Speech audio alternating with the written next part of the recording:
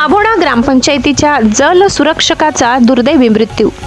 ग्रामस्थांचा संताप उसळला. निष्काळजीपणाचा आरोप.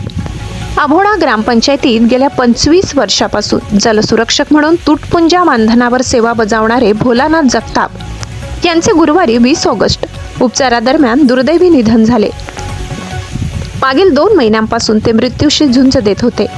कळवण येथील खासगी रुग्णालयात उपचार सुरू असताना त्यांची प्राणज्योत मालवली. पावसाळ्यापूर्वी अभोणा येथील मुख्य जलस्रोत असलेल्या विहिरीची साफसफाई करताना भोलानाथ जगताप यांचा तोल जाऊन ते खोल विहिरीत पडले होते. या अपघातात त्यांच्या डोक्याला व छातीला गंभीर दुखापत झाली होती. नाशिक जिल्ह्यातील विविध खासगी रुग्णालयात त्यांच्यावर उपचार करण्यात आले. ग्रामस्थ आणि ग्रामपंचायतीने लाखो रुपयांची वर्गणी गोळा करून आर्थिक मदत केली. मात्र अखेर त्यांची मृत्यूशी सुरू असलेली झुंज अपयशी ठरली. भोलानाथ जगताप यांच्या निधनाची बातमी समजताच संतप्त वातावरण निर्माण झाले.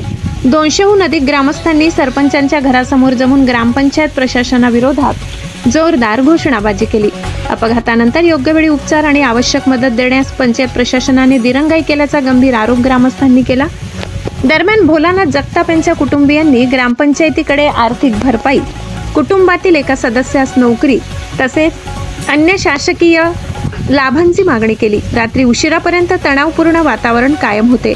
अखेर रात्री 11 ते 12 वाजेच्या सुमारास अभोणा पोलिसांनी हस्तक्षेप करून परिस्थिती नियंत्रणात आणली.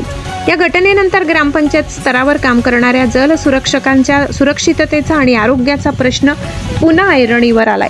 वर्षानुवर्ष जीव धोक्यात घालून काम करणाऱ्या जल सुरक्षकांना नियमित कर्मचारी म्हणून मान्यता, आरोग्य विमा, सुरक्षा साधने आणि वेतन श्रेणी लागू करावी अशी जोरदार मागणी अभोणावासियांनी केली आहे. या दुर्दैवी घटनेमुळे संपूर्ण अभोणा पंचक्रोशीत हळहळ व्यक्त होत असून ग्रामपंचायतीच्या कथित निष्काळजी, भोंगळ आणि भ्रष्ट कारभाराविरोधात संतापाची लाट उसळली आहे. ग्रामस्थांनी या प्रकरणाची निष्पक्ष चौकशी करून दोषींवर कठोर कारवाई करण्याची मागणी केली आहे. वृत्त संकलन विभाग, गिरणा न्यूज नेटवर्क, कळवण.